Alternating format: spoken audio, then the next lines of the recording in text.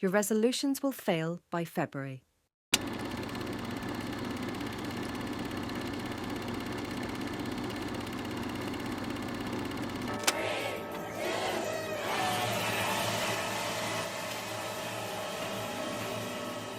New year, new me, everyone says. But if you're being honest with yourself, have you really changed?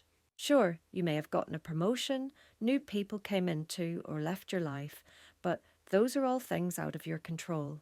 What did you do to change as a person? The type of things that require you to question your character. Why is it every year you come into the new year with aspirations of being more fit, wanting to travel, or even starting up that business? But time and time again, we bring along baggage of repeating our past mistakes. When the clock turns to 12, we divert our attention to the person we could be, rather than what makes us who we are, which is not just the positives, but the negative, everyday habits and behaviours that are an aspect of our identity. Routinely bending boundaries, which turn into people-pleasing behaviours. Constantly comparing yourself to others, which creates low self-esteem and insecurities. The negative relationship you have with alcohol and substances that you justify because you're young, while simultaneously tarnishing your image. Why do we continue to fall into these same patterns and do the things we know hurt us? For one, the biggest thing that pushes us to break out of our patterns is our negative emotions.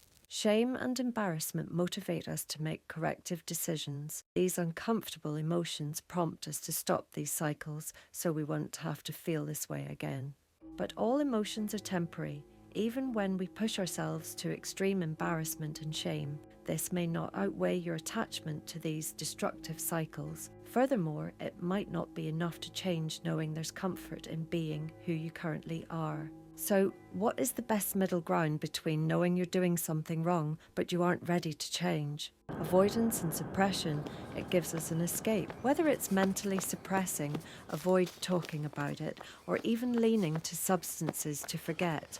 Avoiding our mistakes is like putting a band-aid on a wound, cannibalizing itself to avoid seeing the uncomfortable truth about what this reveals about yourself. Oftentimes addressing leads to confirmation of the negative things you may think about you. The concept that if I give validity to this character flaw, I can't blame it on anybody else, and I'm aware that I'm doing wrong, so I have to change. And it's a harsh pill to swallow that there may be some truth to the ugliest parts of you that you push deep down inside. But I think oftentimes society benefits from us avoiding our issues. Just as in our society we are prescribed medication for our symptoms rather than receiving a cure for our illnesses.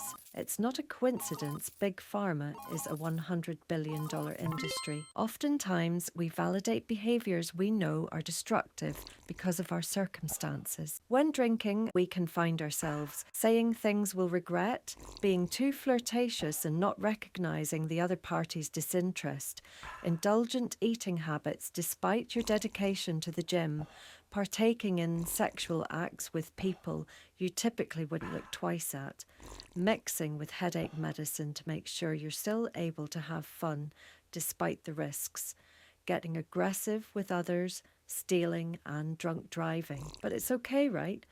Because you're young and in your 20s and other people were doing it too. But when you realise that embarrassment that you felt actually did leave a bad impression on those around you and unconsciously builds an identity that is impossible to forget, you may be moved to stop running.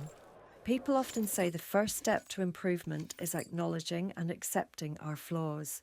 But oftentimes, once we acknowledge these weaknesses of ours, we stop there and continue to do it. And it's not enough. It's not enough to yourself and those around you. Knowing you're easily irritated and lash out on others while expecting the people closest to you to accommodate your shortcoming as an aspect of your identity is selfish. A negative habit you're weaponizing without finding a solution is complacency. The unfortunate truth is these things typically won't be fixed until the person that is being affected reacts negatively. The straw that broke the camel's back, as they say. But I've learned over time these revelations we have about ourselves are like spurts of dopamine, of clarity and motivation. Or when someone else brings an issue or idea to our attention, we have a reactionary change. But as we know, emotions don't last forever. It's useless without a plan to follow. But one cannot commit to being better unless they are doing it for themselves. At any point in life, you can change the person you want to be. Who you show up as is a choice, and unless you break the pattern, the cycle repeats. But the question is, do you want to? What if I gave you a peek into your future? You see debilitating health problems, financial difficulties, failed relationships, and unhappiness. But I could tell you exactly what to do to end the suffering. You would do it in a heartbeat, wouldn't you? You would jump into that time machine and live your life with intention.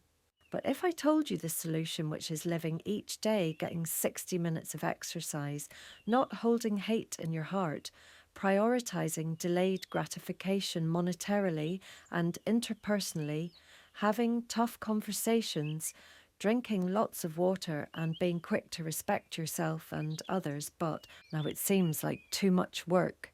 Age does not signify maturity and knowledge. It's a mere number to quantify how long we've existed. Aggressively take control of your life. And no one else needs to understand how you do it but you. That's why God gave you the vision, not anyone else. To be a better you takes the courage to move differently. Do it now, because now is later.